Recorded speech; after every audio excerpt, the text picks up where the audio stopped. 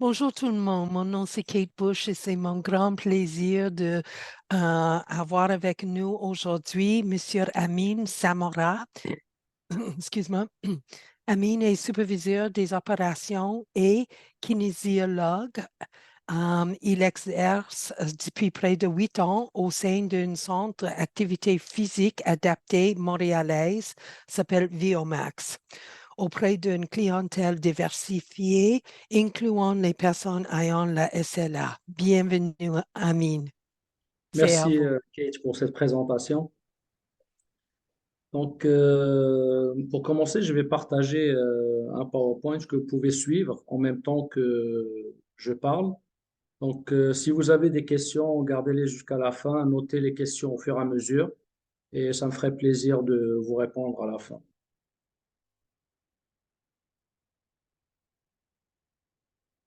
Donc là, on va commencer la présentation. Est-ce que tout le monde voit mon screen? Tout est beau? OK. Donc, on va commencer par merci d'abord pour l'invitation de la Société de la sclérose latérale amyotrophique. Donc, moi, je vais dire SLA pour la suite, donc pour faciliter un peu. Donc, merci pour l'invitation. Merci, Kate, de m'avoir contacté. Donc, c'est sûr qu'on n'a pas l'occasion souvent de rencontrer différentes personnes. Donc, des personnes vivantes avec la maladie ou aussi pour des fins éducatives. La plupart du temps, c'est des gens qu'on reçoit au centre d'activité physique adaptée et après qu'on les suit.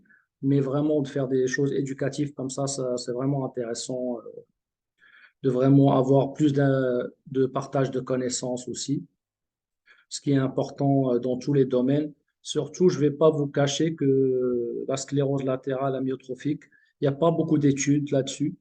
Donc, on n'a pas beaucoup de recherches qui font le lien entre l'activité physique, l'exercice et la maladie.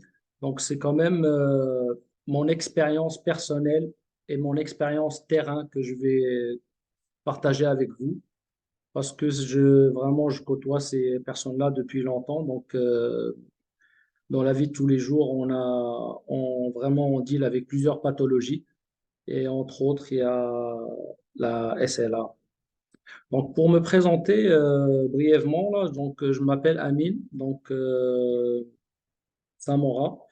Je suis kinésiologue et superviseur des opérations à Viomax. Ceux qui connaissent pas Viomax, Viomax, c'est un centre d'activité physique adapté.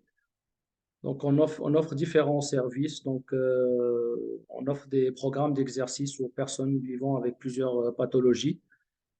Et je m'occupe aussi de tout ce qui est opérationnel au sein de Viomax. Donc, je m'occupe de la formation des kinésiologues. Je m'occupe aussi de l'intégration et de l'admission de clients. C'est moi qui reçois les certificats médicaux, donc les certificats remplis par les médecins. Et c'est moi à peu près qui gère un peu tout ce qui est aspect entraînement privé et programme d'exercice au sein de l'organisme. Donc, pour présenter Viomax, Viomax a été fondé en 1995, donc ça fait quand même 30 ans d'existence. Donc, on a su développer à travers le temps aussi une expertise dans différentes pathologies et on est devenu comme l'expert des exercices adaptés à Montréal. À Montréal, il n'y a pas un autre centre pareil comme Viomax. On est situé au centre Lucie Bruno. Donc, c'est un centre de réadaptation. On est vraiment situé dans ce centre-là. On est un organisme sans but lucratif. Donc, même nos services, ils sont pas vraiment chers et ce qui compte, en fin de compte, c'est vraiment de servir les gens et de servir une population avec des pathologies où ils n'ont pas de milieu ou de lieu où ils peuvent vraiment aller s'entraîner et faire des exercices. Donc, on leur offre cette possibilité et cette opportunité de venir faire les exercices chez nous, faire des exercices adaptés à leurs conditions.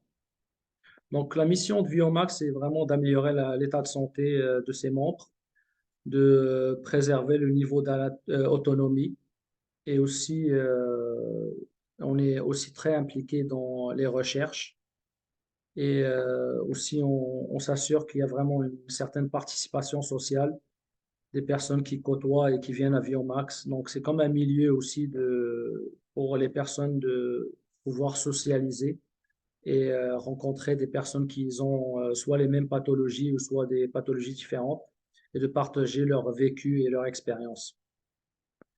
Donc, je vous ai mis aussi le site de notre centre. Donc, vous pouvez aller jeter un coup d'œil et voir les différents services qu'on offre. On a plusieurs services. On offre vraiment des activités à la piscine. On offre des entraînements privés. On offre aussi des soutiens psychosociaux. Donc, on a vraiment un encadrement qui englobe tout ça.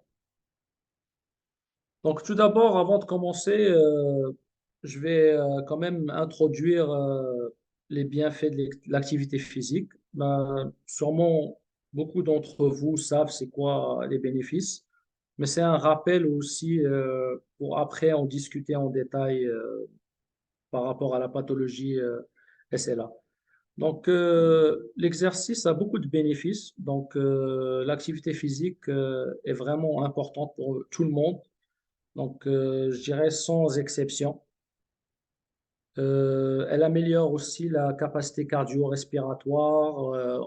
Elle joue sur le système osseux. On a aussi la prévention d'hypertension, de prévention contre le diabète, surtout le diabète de type 2.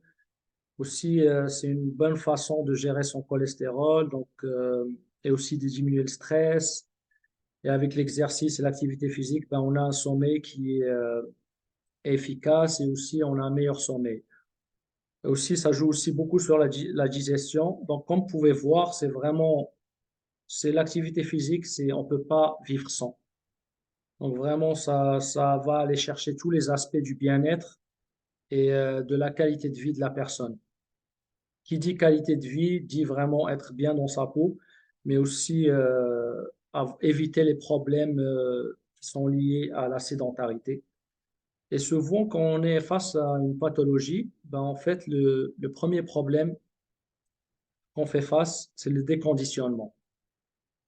Donc, ce qui veut dire qu'on commence à faire de moins en moins d'activité physique, qui a des effets néfastes aussi sur notre qualité de vie, mais aussi sur l'apparition de d'autres maladies et aussi d'autres facteurs de risque qui vont apparaître. Donc, vraiment, ce qu'on veut éviter, c'est vraiment le déconditionnement. C'est surtout chez les personnes qui souffrent d'une pathologie, n'importe laquelle, mais surtout les pathologies neurodégénératives qui progressent avec le temps.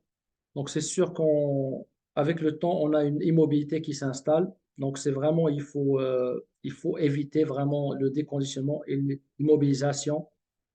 Donc, ce qui veut dire, c'est qu'il faut avoir de l'activité physique, mais adaptée. Donc, adaptée à la condition de la personne, mais il faut en faire. Donc, premièrement, je vais présenter la sclérose latérale amyotrophique. Donc, pour ceux d'entre vous qui ne savent pas vraiment c'est quoi, souvent elle est appelée la maladie de Charcot.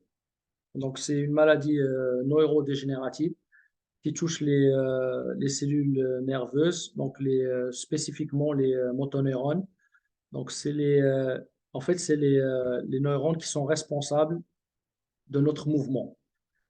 Et en fait, avec la SLA, c'est les mouvements volontaires qui sont impactés. Donc, qui veut dire mouvement involontaire, ça veut dire tout ce qui est qu'on contrôle. Pour simplifier ça et vulgariser ça, les mouvements volontaires, c'est les mouvements qu'on a le contrôle là-dessus. C'est comme marcher, bouger son bras, s'asseoir, se lever. Donc, ces mouvements-là, on les contrôle.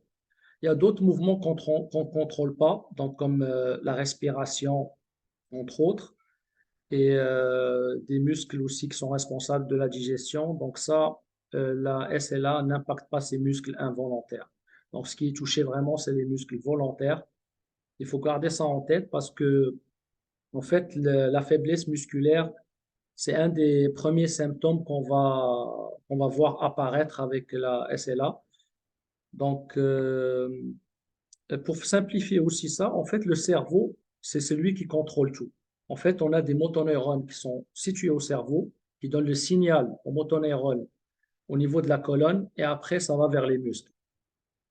Donc, ce qui veut dire c'est quand on a un problème avec ces moteurs neurones-là, donc le signal, il va pas vraiment jusqu'au muscle et on commence à avoir assisté à des faiblesses musculaires et un manque de force.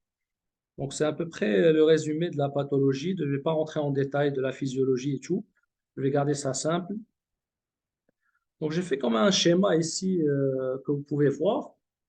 C'est que ce qui est important de retenir, c'est que la SLA se développe différemment, en fait, selon la personne. En fait, jamais elle touche les personnes de la même façon.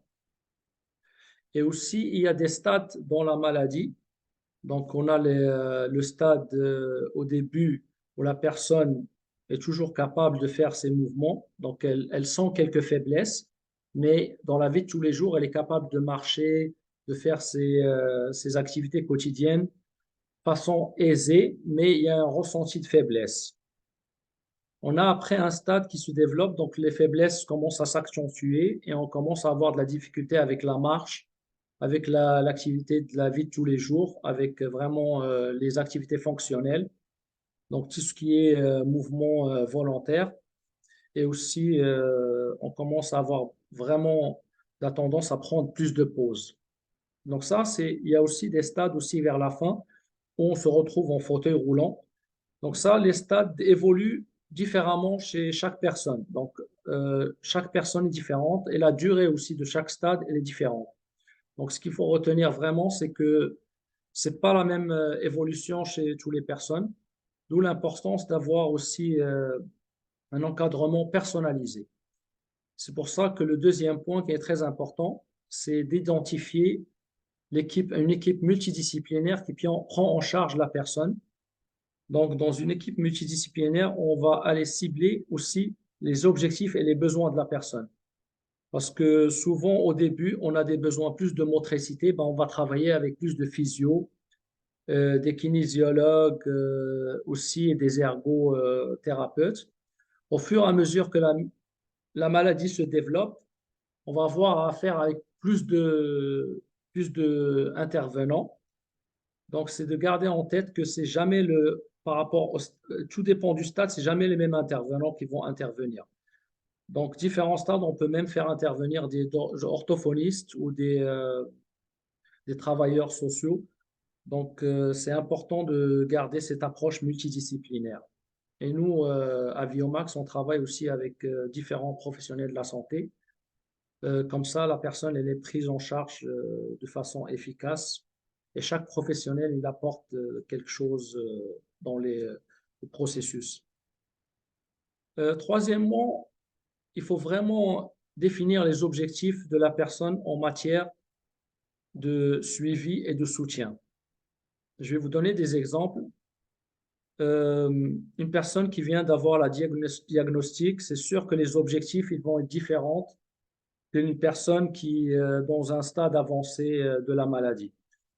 Donc, il faut vraiment définir les objectifs, comme par exemple, il y a des objectifs qu'on définit clairement, c'est que augmenter par exemple la force dans les membres inférieurs, travailler la posture, au fur et à mesure, c'est travailler les transferts avec les personnes qui puissent se transférer du fauteuil au lit. Donc, c'est comme des objectifs spécifiques, donc, et aussi des objectifs qui soient réalistes.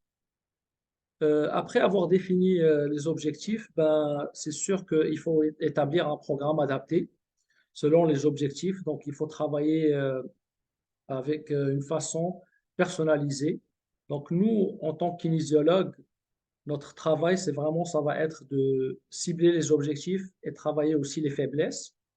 Donc, souvent, nous, on fixe les objectifs avec la famille et la personne elle-même.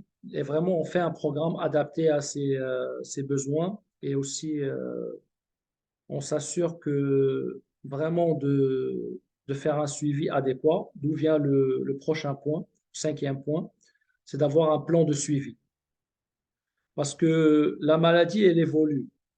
Donc, plus la maladie, elle évolue, plus c'est important d'avoir un suivi adéquat pour s'assurer que le programme, il marche et que aussi qu'on a des résultats aussi au fur et à mesure. Et c'est là où l'importance aussi d'avoir un travail d'équipe. En fait, nous, en tant qu'kinésiologue, vraiment, on implique le patient depuis le début dans le processus. Donc, c'est une partie prenante. On implique le patient dans le programme qu'on lui conçoit. Et vraiment, on attend que la personne, elle aussi, elle nous donne des feedbacks vraiment réels, comment elle se sent.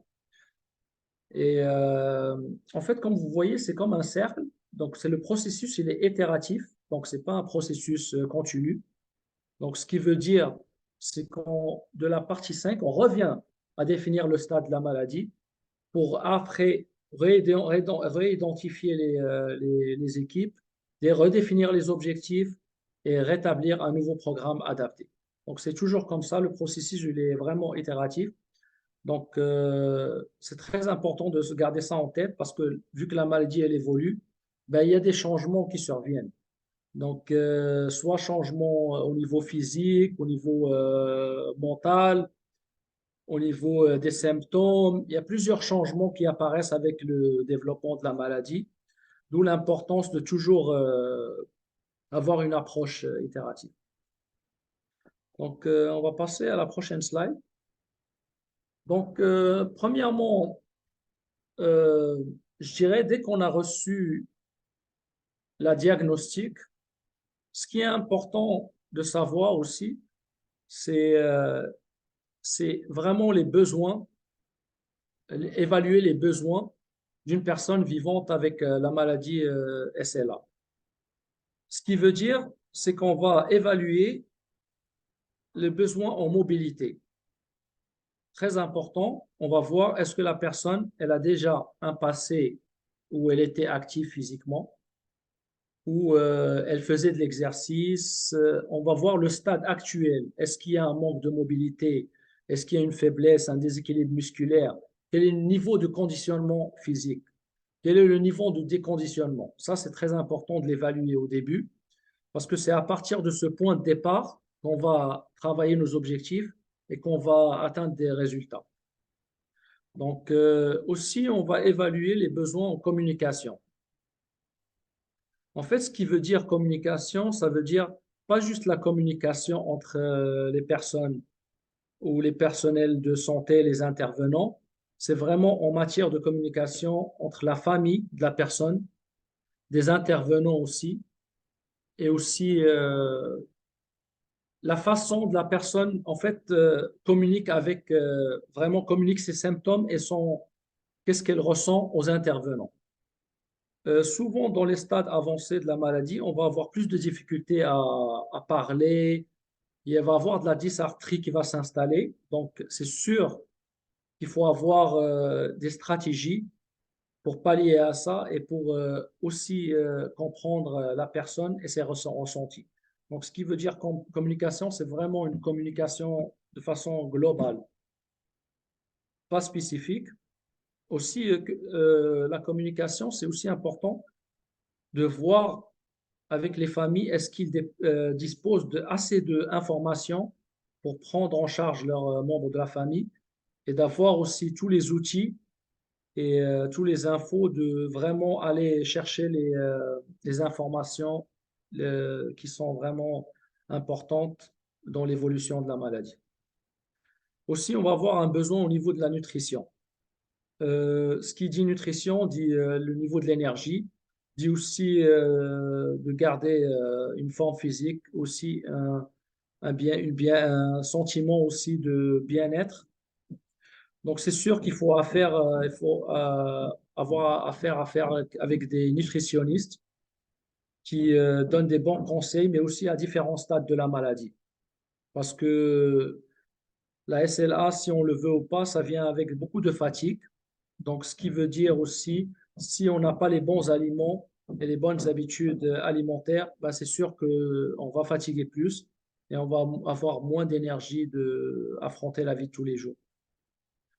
Et aussi avec l'évolution de la maladie et l'avancement dans les stades de la maladie, ben, le problème, les muscles aussi de déglution, en fait, les muscles qui nous aident à avaler, ben, ils vont affaiblir. Donc, ce qui veut dire, c'est qu'il faut avoir des moyens comment ramener du nutriment à la personne. Donc, c'est ça, il faut garder en tête qu'il faut une gestion aussi alimentaire. Il y a aussi un besoin aussi dans la respiration. Dans la vie de tous les jours, chez monsieur et madame tout le monde, on ne contrôle pas la respiration.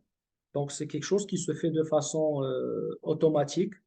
Donc, on n'a aucun contrôle là-dessus. C'est un muscle du diaphragme qui fait le travail. Mais avec la maladie SLA, on a un petit problème. En fait, on a le muscle diaphragme qui devient paresseux. On assiste à une parésie du diaphragme, donc ce qui veut dire que la respiration, avec l'évolution de la maladie, ben, la respiration elle devient de plus en plus difficile. Donc, ce qui est très important, de réapprendre à la personne à respirer. Donc, d'où l'évaluation du besoin en respiration. Est-ce que la personne, elle est consciente quand elle respire? Au besoin, on va aller chercher vraiment des intervenants qui sont spécialistes aussi dans les exercices respiratoires. Nous, en kinésiologie, on fait aussi quelques routines pour réapprendre à les gens à bien respirer. Donc, ça fait partie, mais il faut vraiment mettre en tête et garder en tête qu'avec l'évolution de la maladie, la respiration elle devient de plus en plus difficile. Donc, c'est mieux de prévenir avant l'évolution de la maladie et d'intervenir avant, d'où l'évaluation des besoins. Donc, après ça, on va passer à la prochaine slide.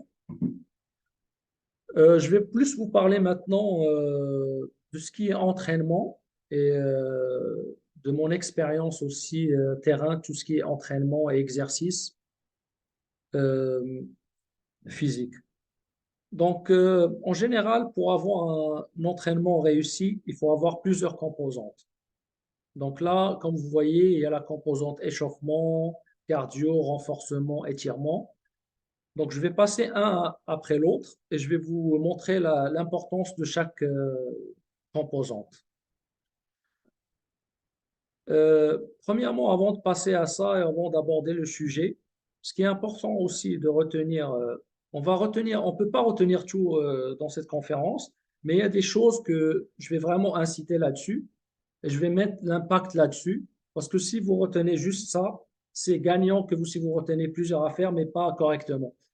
Donc, je vais mettre un point, le premier point le plus important, c'est quand on entraîne une personne ou quand on donne un programme d'exercice adapté à une personne qui a la SLA, il faut gérer l'intensité des exercices.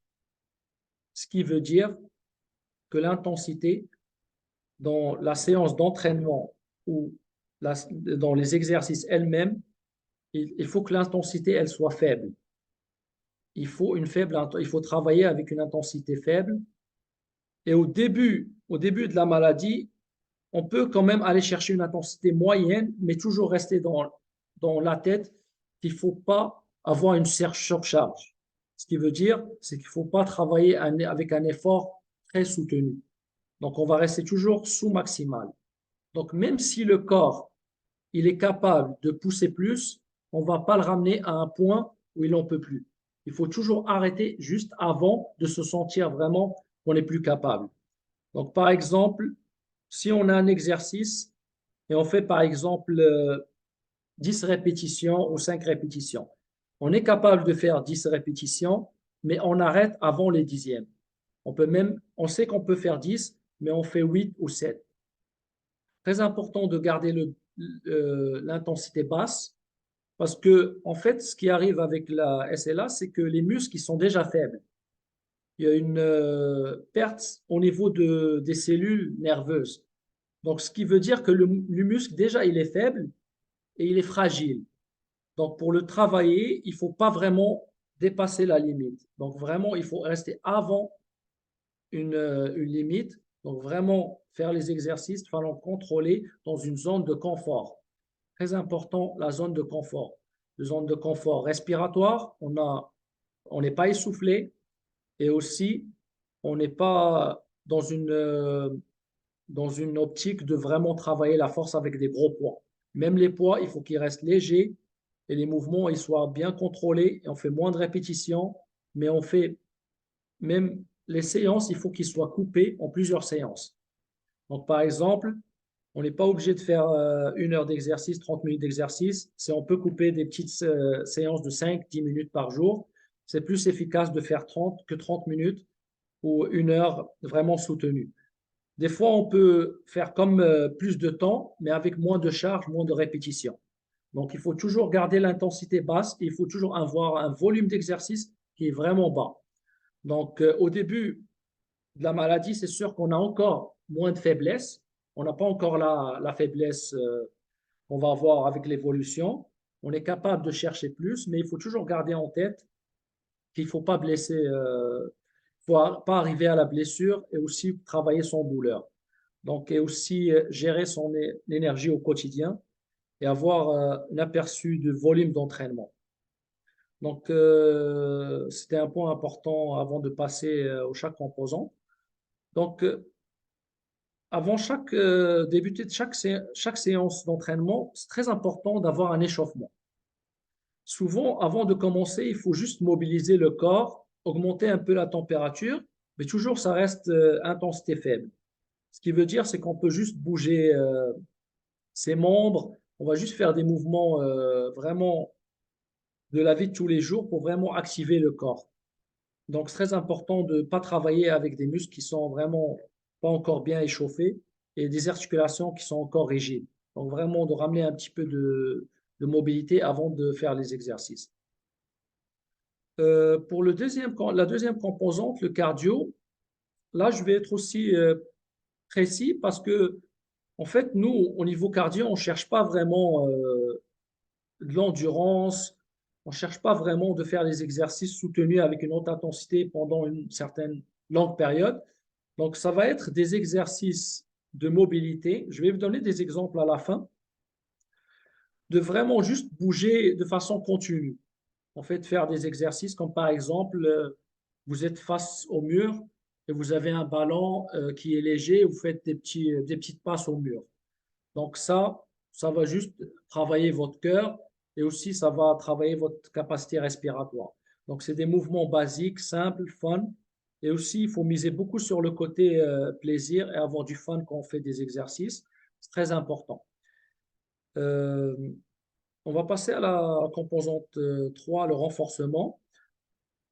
Comme un des symptômes les plus prononcés dans la SLA, c'est la perte musculaire qui vient avec une perte de force. Ben, c'est sûr, si on travaille, c'est la musculation, ça va être avec une faible intensité, mais aussi juste pour maintenir la force et la masse musculaire pour plus de temps. En fait, pour vraiment prolonger l'autonomie, prolonger un peu et prolonger un peu la capacité musculaire. Ce qui veut dire, c'est vraiment contrôler la perte musculaire. Mais c'est sûr qu'on ne peut pas aller contre la maladie une fois que la mort cellulaire des cellules nerveuses elle est atteinte, c'est dur de rattraper. Mais il y a aussi un maintien. On peut maintenir une certaine qualité de vie si on ne laisse pas les muscles s'atrophier rapidement. Très important de garder cette composante, mais aussi, comme je l'ai dit tantôt, c'est vraiment de travailler avec des charges faibles. Donc, pas vraiment des charges lourdes. Donc, garder en tête des charges qui sont vraiment légères et qu'on est capable de soutenir. À la quatrième composante, on trouve l'étirement. L'étirement est très important parce que souvent, un des symptômes aussi dans la SLA, c'est la spasticité, la raideur. En fait, il y a les articulations elles sont comme rigides. Donc, pour contrer ça, il faut vraiment avoir une certaine routine où on essaie d'étirer les muscles. Mais encore une fois, il faut faire attention de ne pas exagérer les étirements. Donc, de vraiment aller graduel dans les étirements parce que souvent, les muscles ils sont tendus, il y a une spasticité, il y a une rigidité. Il faut aller graduel. Si on est capable de pas vraiment, si on n'est pas capable de le faire de façon autonome, ben, il y a toujours l'aide de la personne, soit un membre de la famille ou un intervenant qui va aider avec des mouvements passifs. Donc, il va soutenir l'étirement, mais vraiment pas aller dans l'exagération pour garder les articulations souples et garder une certaine souplesse et élasticité au niveau du muscle. J'ai mis en bas un signe d'important. En fait, dans tout ça, en fait, dans tout le processus, dans toute la prise en charge, dans tout l'aspect exercice, changement d'habitude de vie, il faut vraiment toujours impliquer la famille et les membres de la famille dans le processus. C'est vraiment très important parce que nous, à Viomax, vraiment, on essaie aussi d'impliquer les proches aidants et la famille dans le programme d'exercice, car il faut qu'ils sachent que c'est quoi que la personne, elle travaille. En fait, il faut voir aussi qu'ils sachent aussi c'est quoi les objectifs. En fait, c'est quoi les faiblesses qu'on est en train de travailler, c'est quoi qu'on veut préserver. En fait, parce que l'entourage, ça va jouer un grand rôle dans la motivation et aussi dans la façon dont la personne va vivre avec la maladie. Donc, c'est vraiment l'entourage qui va vraiment être la chose vraiment la plus importante dans la motivation, et ça, on le voit dans le travail de tous les jours. Donc, plus la famille elle est impliquée, plus on voit que les personnes ils sont motivées et qui restent aussi impliquées dans les exercices. Souvent, on a tendance aussi, quand on fait face à une maladie, on a tendance à changer d'intervenant souvent. Des fois, on a l'idée que peut-être si on change d'intervenant, ça va être mieux, peut-être qu'il va apporter quelque chose de plus. Dans le cas des maladies neurodégénératives, c'est toujours bien recommandé de travailler avec les mêmes intervenants à travers tout le stade de la maladie. Je m'explique. En fait, l'intervenant, quand il va travailler au début avec la personne, il va comme fixer des objectifs et il va avoir un suivi avec la personne. Et il va apprendre à connaître la personne et à connaître sa condition. Donc, si on arrive au milieu du processus et on change l'intervenant, ben on va faire comme si revenir à la case départ. L'intervenant, il va réapprendre à connaître la personne, il va réapprendre à connaître ses limites et il va réapprendre à connaître sa vraie condition physique. Et il ne connaît pas le point de départ comme il faut. Donc, c'est vraiment important de garder les mêmes intervenants. Des fois, c'est difficile de travailler toujours avec les mêmes. Donc, si on change d'intervenant, de s'assurer que l'information elle est bien communiquée. Par exemple, si la personne elle fait un programme d'exercice, elle suit un programme d'exercice, vraiment de le partager au prochain intervenant pour qu'il se mette à jour et qu'il ait une vision globale de l'historique de toutes les interventions. Donc, c'est très important de garder ça en tête. Donc, ça, c'est un point clé aussi à retenir.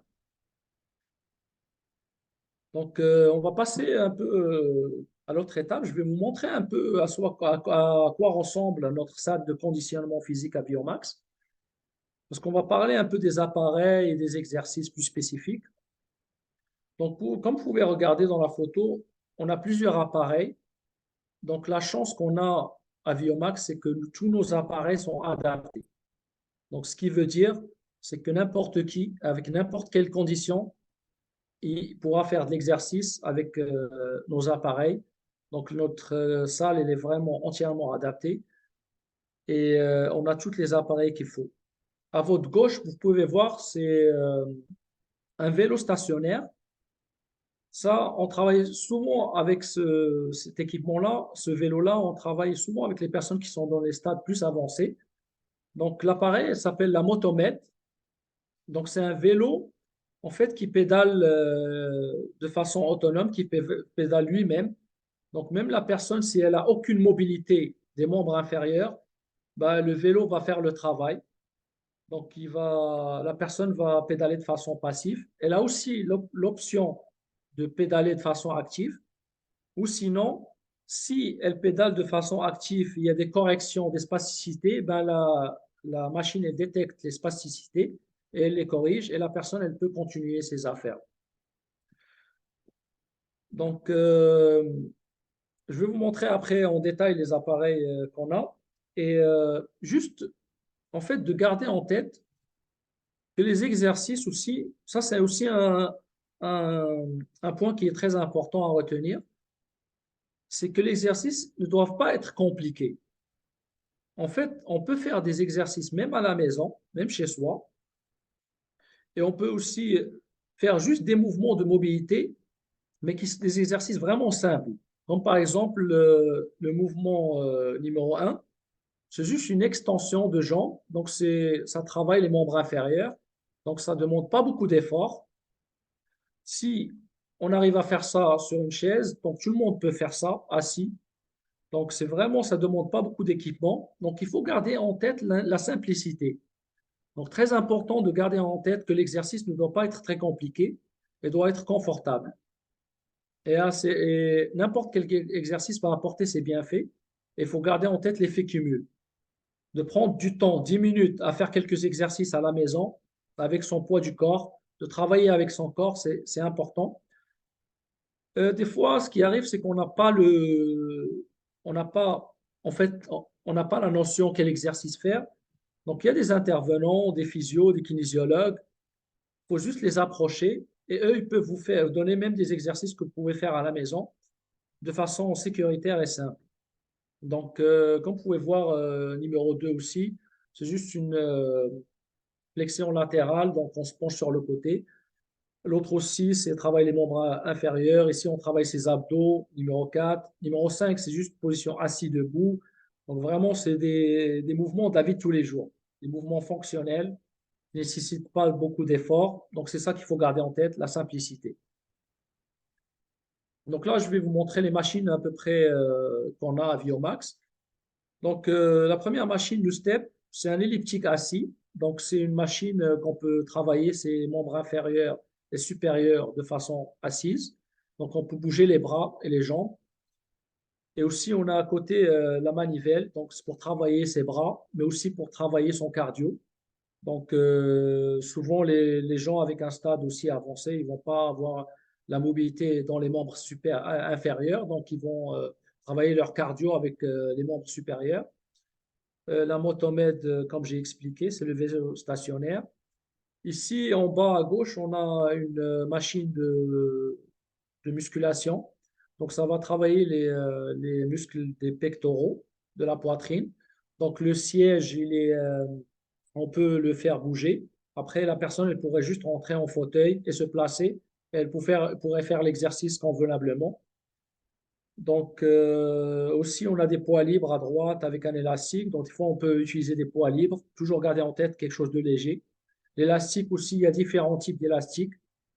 Donc, des fois, les couleurs, elles indiquent aussi la résistance et la rigidité de l'élastique. Donc, gardez en tête que de prendre un élastique qui est moins rigide. Et on fait ces exercices de façon simple et sécuritaire. Donc, avec la partie exercice, je dirais que, en fait, l'exercice en lui-même n'est pas suffisant pour vraiment maintenir la condition physique vraiment de façon efficace et efficiente, parce qu'il y a d'autres choses qui doivent être tenues en compte, en considération. Parce qu'on peut faire de l'exercice, mais il faut avoir aussi tous les autres aspects des saines habitudes de vie. Donc, il faut vraiment maintenir une bonne hygiène de vie, surtout quand on a une maladie comme la SLA, parce que souvent, la SLA vient avec beaucoup de fatigue, beaucoup de manque d'énergie. Donc, c'est sûr que si on n'a pas des stratégies et on n'a pas des saines habitudes de vie et on n'a pas un accompagnement adéquat dans les saines habitudes de vie, ben c'est sûr qu'on ne va pas réussir à avoir des bons résultats. Donc, ce qui veut dire, c'est qu'il faut veiller vraiment à maintenir un plan de nutrition efficace pour éviter la perte musculaire. Ce qui veut dire, c'est que l'apport nutritif doit être adéquat. Donc, ce qui veut dire, c'est que l'apport en protéines, l'apport en glucides, on fait appel à un nutritionniste. C'est sûr que si on est bien suivi, donc on va avoir aussi des nutriments qui vont nous aider aussi dans la perte musculaire. Mais parce que il faut garder en tête que les protéines sont importantes aussi dans notre composition musculaire. Donc, c'est eux qui forment les muscles, mais aussi l'importance des vitamines qui participent aussi dans le processus. Mais aussi garder en tête que vraiment, dans les stades avancés de la maladie, on a des difficultés, comme on l'a dit tantôt, à avaler. Donc, c'est sûr qu'il faut avoir des stratégies, comment ramener les aliments et les aliments nutritifs à la personne de façon efficace. Il y a aussi, pourquoi je mets l'accent aussi sur la nutrition? Parce que il y a aussi beaucoup d'aliments, ça c'est à voir avec votre nutritionniste, qui vont aussi aider, parce qu'on a beaucoup des aliments antioxydants qui vont avoir un rôle protecteur sur les cellules nerveuses. Donc vraiment, il faut aller chercher ce nutriment-là aussi. Donc c'est à parler avec les nutritionnistes. Ils savent c'est quels nutriments il faut choisir et quels fruits, légumes qui sont des effets neuroprotecteurs et quel aliment il a cette capacité-là parce que vu que la maladie, elle évolue avec la mort cellulaire, si on a quelque chose qui protège les cellules, ça serait aussi le bienvenu. Beaucoup les gens avec la SLA, ils vont avoir un sommeil perturbé parce que, en fait, c'est tout ceci niveau hormonal, niveau fatigue, niveau gestion de la respiration, surtout dans les stades avancés, ben, la respiration, ça va aussi, en fait, l'hypoventilation, la faiblesse des muscles respiratoires, ben, on va fatiguer plus vite, mais aussi on va avoir de la difficulté à dormir parce qu'on a des problèmes respiratoires. C'est comme un cercle vicieux, parce qu'on n'arrive pas à bien respirer, ben, c'est sûr qu'on va pas avoir des vraies nuits de sommeil récupérateurs. Et aussi, il faut avoir des stratégies pour le sommeil, parce que le sommeil est très important, très, très important dans la récupération et aussi dans la protection de nos cellules nerveuses. En fait, ce qui veut dire, c'est que si on manque de sommeil, on a un sommeil perturbé, ben ça va vraiment juste accentuer la mort cellulaire. C'est ça qu'on ne veut pas. Donc vraiment, il faut avoir des stratégies de bien gérer le sommeil. L'activité physique, elle va avoir aussi vraiment beaucoup de bénéfices par rapport à la gestion du sommeil parce que dès qu'on fait de l'activité physique, ben, au niveau hormonal, mais aussi au niveau physiologique, mais aussi au niveau de la fatigue, on va avoir plus de la facilité à trouver le sommeil. Aussi, il faut demeurer actif au quotidien. Ce qui veut dire il ne faut pas rester immobilisé pendant longtemps. Pour préserver vraiment son autonomie, il faut bouger de façon, de façon vraiment active au quotidien, même si c'est des moments, des petits moments, des micro-mouvements, donc des moments de 10 minutes, 15 minutes, on fait une marche, on fait du vélo, ou juste on bouge ses membres supérieurs ou inférieurs de façon passive ou active. Ça va aider à préserver l'autonomie. Aussi, souvent, les personnes qui vivent avec la SLA, bah, ils vont avoir un défi à gérer l'énergie dans la vie de tous les jours. Il est préférable de faire les exercices le matin car on a plus d'énergie. Et aussi, il faut gérer toute l'énergie dans dans la journée. Il faut avoir une gestion de l'énergie au quotidien dans la journée pour éviter la fatigue excessive.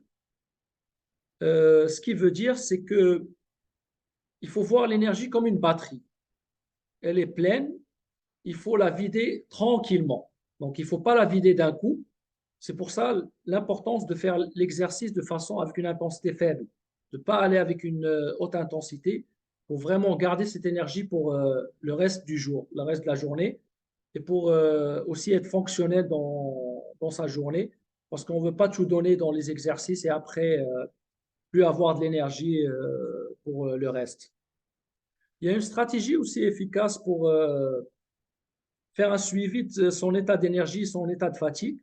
On peut avoir un journal de bord, donc on prend des notes de toutes les activités qu'on a fait toute la journée. Donc, par exemple, le matin, j'ai fait l'exercice. Donc, je note l'activité, je note l'heure et je note aussi le niveau de fatigue et énergie perçue. Et aussi, je fais une autre activité, par exemple, je suis allé marcher dehors où j'ai fait, avec mon fauteuil, j'ai fait quelques allers-retours. Donc, je vais noter l'activité, je vais noter l'heure de l'activité et je vais aussi noter le niveau de fatigue. Ça, c'est important de donner ça aussi au médecin traitant et aussi un intervenant physio ou kinésiologue qui vous suive pour aussi qu'ils aient une idée de votre état d'énergie à travers la journée et c'est quoi les activités qui vous fatiguent le plus pour mieux gérer l'énergie dans la vie de tous les jours. Et aussi un très bon point, c'est d'avoir des relations sociales, d'où l'importance de la famille et de l'entourage. Donc vraiment pour préserver une bonne santé mentale, mais aussi pour garder la motivation et passer à travers les stades de la maladie. Et, euh, et ce qui est important aussi pour finir avec ça, c'est que il faut avoir et savoir comment écouter son corps et comment reconnaître les symptômes. Ce qui veut dire, c'est comment reconnaître les douleurs et comment les situer et aussi comment avoir des stratégies de gestion de douleur. Ce qui veut dire, c'est qu'on va aller parler avec son intervenant pour voir est-ce qu'il y a des étirements qu'on peut faire pour soulager certaines douleurs, est-ce qu'il y a des exercices spécifiques, est-ce qu'on doit enlever certaines activités. Donc, c'est très important de bien écouter son corps et bien de noter aussi les symptômes qu'on perçoit pour assurer que le suivi soit adéquat. Donc, je pense que j'ai fait le tour. Donc, si jamais j'ai oublié quelque chose, vous pouvez poser vos questions. Ça me ferait plaisir de vous répondre et continuer la discussion. Ben, merci beaucoup, Ms. Amine. C'est vraiment intéressant. J'avais appris plusieurs choses. Est-ce qu'il y a des questions tout de suite ou des commentaires à partager avec Amine? Oui, Hélène Courtemanche est votre personne.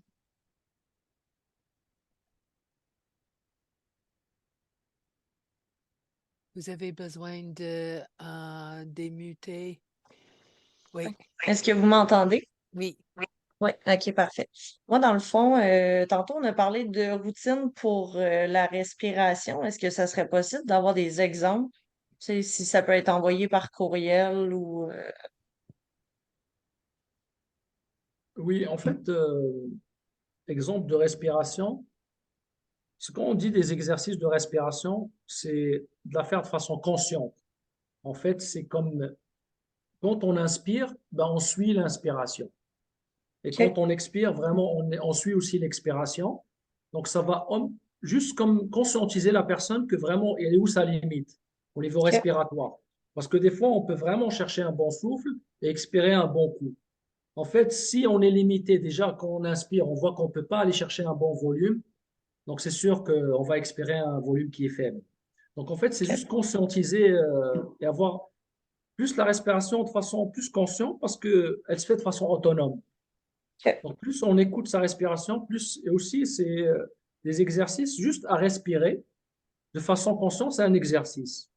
OK, Mais aussi de mettre, moi, c'est un exercice que je fais avec mes clients, c'est qu'on met toujours la main au niveau de la cage thoracique et vraiment, on va suivre le mouvement de la cage thoracique quand on fait l'inspiration et l'expiration. Et ça nous aide aussi, c'est quoi notre niveau de respiration. Donc, juste les mouvements des mains qui sont en train de bouger quand on fait les exercices de respiration, ça indique à la personne son niveau de respiratoire. Mais aussi, il faut faire appel aussi à des intervenants comme des kinésiologues, des physios, qui peuvent aussi donner des routines aussi, parce que c'est spécifique à chacun aussi la respiration. Parce qu'on a aussi des personnes qui sont asthmatiques, on a des personnes qui respirent, mais ils ont la respiration courte. Donc, en fait, il faut toujours voir que c'est cas par cas. Même OK, si ça paraît simple, c'est cas par cas, mais aussi même pour les exercices en général, comme j'ai dit au début, c'est on peut avoir les deux profils pareils. On peut avoir deux personnes avec la SLA, mais on ne va pas avoir une approche pareille, semblable. On va avoir différents types d'exercices, on va avoir une intensité différente, d'où l'importance de vraiment que toutes les interventions soient vraiment adaptées à la personne et personnalisées. Amine, j'ai une petite question.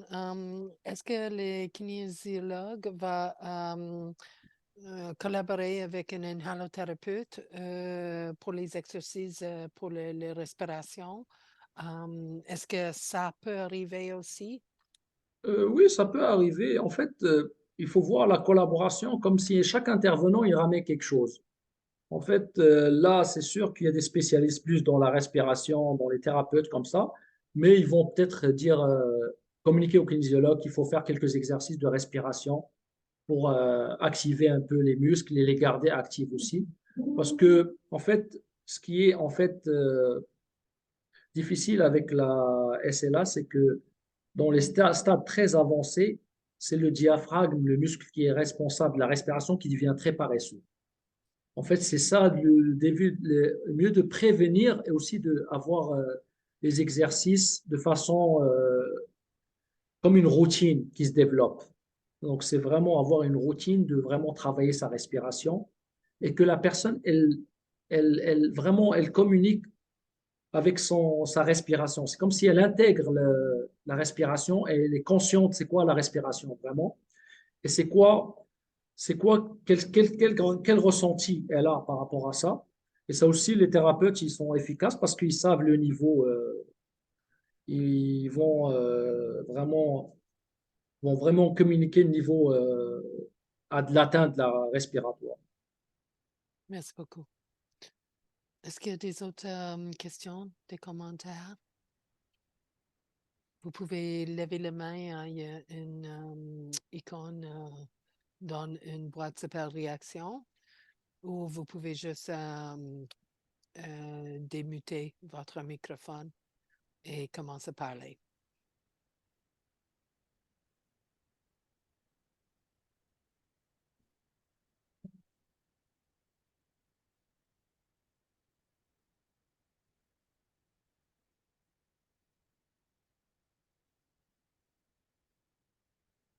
Ça a l'air que tout était bien, tout le monde comprend.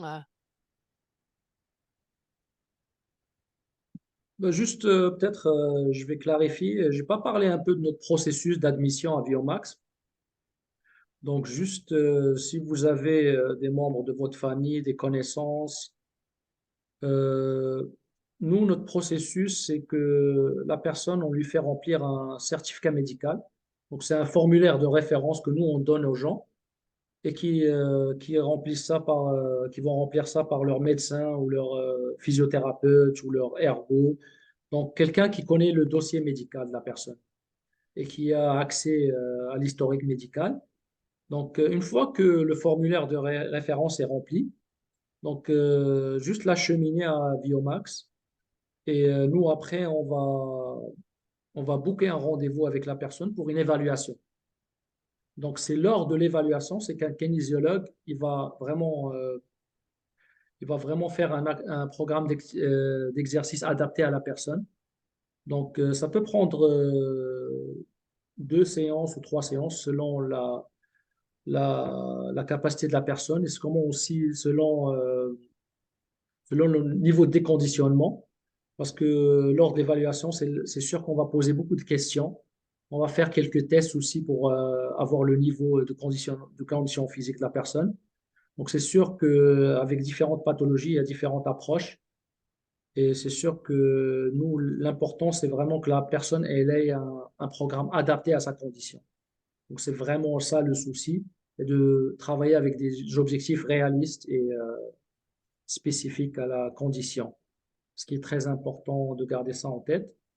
Et donc, juste si vous êtes intéressé ou si quelqu'un est intéressé, juste nous faire parvenir un formulaire rempli et nous, après, on s'occupe du reste.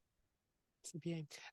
Est-ce que vous savez si, comme une Viomax à la Ville-Québec ou à Sherbrooke, dans les autres villes, Oui, parce que oui, je en sais fait, qu'il y a plusieurs oui, personnes d'ailleurs à Montréal, dans le... oui, oui, en fait, on a un partenaire à la ville de Québec, donc c'est Adaptavie. Donc, Adaptavie. eux, ils font la même chose que Viomax fait à Montréal. OK. Donc, je dirais dans la province, c'est les deux qui sont les principaux acteurs là, OK. dans les D'accord. activités physiques adaptées. Oui. Merci beaucoup pour ça. Est-ce qu'il y a des autres questions pour Amine? relier la kinésiologie et l'exercice avec la SLA? Non, mais je ne veux pas garder le monde plus long que ça. Donc, je vous remercie premièrement, Amine, pour votre temps aujourd'hui. C'est Merci à vraiment, vous tous pour votre présence et j'espère que vous avez retenu le plus important. Je sais que dans une conférence, on veut tout dire, mais moi, ce qui est important pour moi, si vous retenez juste deux ou trois choses essentielles, c'est mieux. Et si jamais vous avez des questions, n'hésitez pas. Je vais vous laisser mon courriel. Donc, vous pouvez le prendre en note. Donc, si vous jamais vous avez des questions qui apparaissent, soit à l'admission à Viomax, soit par rapport à la pathologie, par rapport à d'autres pathologies aussi, parce qu'on n'a pas juste la SLA, on a d'autres pathologies, on a la sclérose en plaques, on a la dystrophie musculaire, on a beaucoup de pathologies neurodégénératives, on travaille avec des personnes qui ont des AVC, des paralysies cérébraux. Donc, en fait, n'hésitez pas à communiquer avec moi et ça me ferait plaisir de vous répondre. ben, merci beaucoup. Et je Avec veux plaisir. remercier tout le monde qui a participé dans cette conférence aujourd'hui. J'espère que où tu es, le soleil s'abrite. C'est pas le cas ici à Montréal. Nous sommes un peu neigeux. Je crois que c'est pareil un peu partout. En tout cas, bonne journée tout le monde et à la prochaine. Merci, au revoir. Merci, hein. Merci.